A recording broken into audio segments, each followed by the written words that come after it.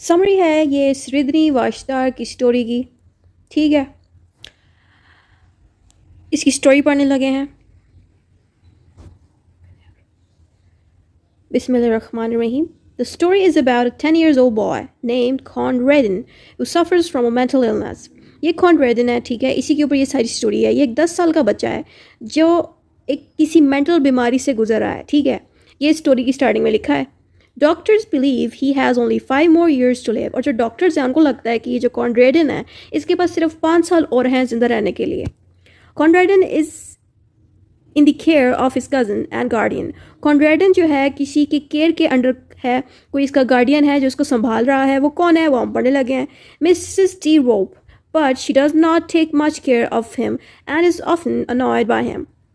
जो Mrs De Rope हैं, ये है डी रोप, ये बहुत ज़्यादा अनॉयड रहती थी, तंग रहती थी अपने कज़न कॉनरेडन से, और यही इनकी गार्डियन थी, इनको संभाल रही थी। और मिसेस डी रोप काफ़ी ज़्यादा अनॉयड यानी कि तंग रहती थी और ख्याल भी नहीं रखती थी कॉनरेडन का। The feeling is mutual as Conradin hates her deeply due to her bad and ignorant behaviors with him। और कॉनरेडन भी बहुत ज़्यादा तंग रहता था और अनॉयड रहता था अपने कज़न से, और इसकी भी वही सेम फीलिंग थी जैसे कि इसकी इसके साथ है, क्योंकि कॉनरेडन से उसकी कज़न बिल्कुल भी प्यार नहीं करती थी, उसका ख्याल नहीं रखती थी, उसको इग्नोर करती थी और हर वक्त बुरा बिहेव करती थी इसके साथ। To escape his unpleasant house life with his cousin, Conradin spends most of his time in an abandoned tool shed where he keeps 2 pets, a hounded hen and a ferret। और Conradin जो कि अपने cousin से तंग था, उनसे दूर रहने के लिए एक टूल शेड में चला जाता था जहाँ पे उसने एक हैन रखी होती थी और एक फेरट को नेवला कहते हैं, हैन को चिकन या मुर्गी कहते हैं। ठीक है, तो ये अपने कज़न से दूर होने के लिए, अपना वो खुश रखने के लिए उस टूल शेड में जाता था जहाँ उसके 2 पालतू जानवर थे। He loves the hen dearly, but he has an unusual and strange relationship with the ferret। इसको अपनी हैन से तो मोहब्बत थी, लेकिन फेरट के साथ इसका काफ़ी अनयूजुअल और स्ट्रेंज यानी कि बहुत अजीब और मुख्तलिफ नेचर था। प्यार करने का तरीका डिफरेंट था, हर चीज़ डिफरेंट थी इसकी फेरट के साथ। He worships the ferret, calling it Sridhani Vashtar and offering it flowers and other items on special occasion। और जो कॉन्ट्रेडन है वो अपने फेरट को सृजनी वाश्तर कहता था और साथ में अपने सृजनी वाश्तर यानी अपने फेरट को वर्शिप भी करता था, उसकी इबादत भी करता था और उसको फ्लावर्स और डिफरेंट चीज़ें भी दिया करता था डिफरेंट ओकेजन्स पे, डिफरेंट दिनों पे। बहुत बहुत ज़्यादा उसका ख्याल रखता था फेरट का। When Mrs. T. Roop discovers Conradin attachment to the shed, she went in check and shed। यहाँ पे ये लिख रहे हैं ये एक टूल शेड है। ठीक है, टूल शेड एक अबंडनेट प्लेस थी। अबंडनेट का मतलब है जो खाली है, अपना लावारिस है, जहाँ पे कोई नहीं आता जाता।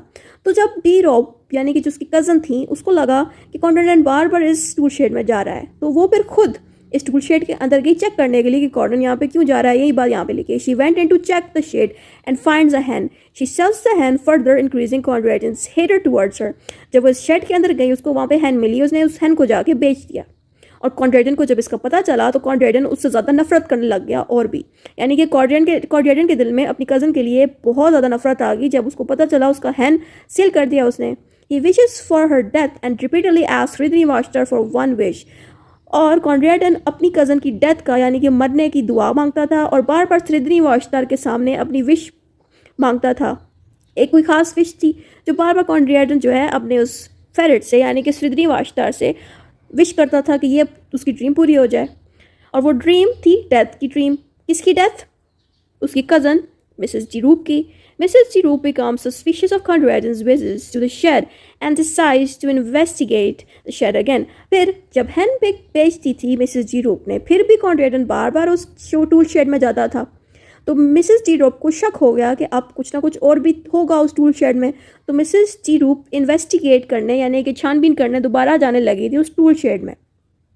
One day she enters the shed and is horrified by what she sees in the shed। एक दिन जब कॉन्ट्रेडन दूर था और मिसेस डी रूप खुद ही उस शेड में अचानक चली गई, तो वो जो कुछ भी उन्होंने उस शेड में जाके देखा, इस जगह पे जाके देखा, तो वो डर गई और उस डर की वजह से उन्होंने बाद में चीख मारी। कॉन्ट्रेडन hears her screams and sees Sridhani Vashtar emerge from the shed with blood around its mouth and throat। और कॉन्ट्रेडन को उसकी कज़न डी रूप की चीख की सुनाई दी जो कि आ रही थी टूल शेड से जहाँ पे उसने अपना फेरट रखा हुआ था। और कॉर्डिएटर ने जब पीछे मुड़ के देखा तो उसका जो फेरेट था यानी कि श्रीधरी वाजदार जो था वो जब बाहर निकला टूल शेड से तो उसके मुंह पे खून लगा हुआ था और गले तक खून हुआ था। ठीक है, तो ये है श्रीधरी वाजदार, इसी को फेरेट भी कहते हैं, इसी को हम श्रीधरी वाजदार भी कहते हैं। ये है नेवला। ठीक है, उर्दू में इसको हम नेवला कहते हैं। Soon after, the maid informs Conradin that Mrs. de Roop has died. Conradin enjoys his breakfast, finally free from his unpleasant guardian.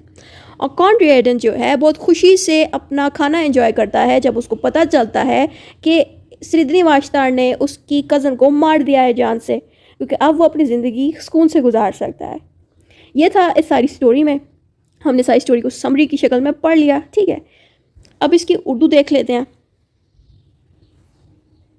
ये इसकी उर्दू है, इसके ऊपर मैंने अलग से वीडियो बनाई हुई है, आप वो जाके देख लें।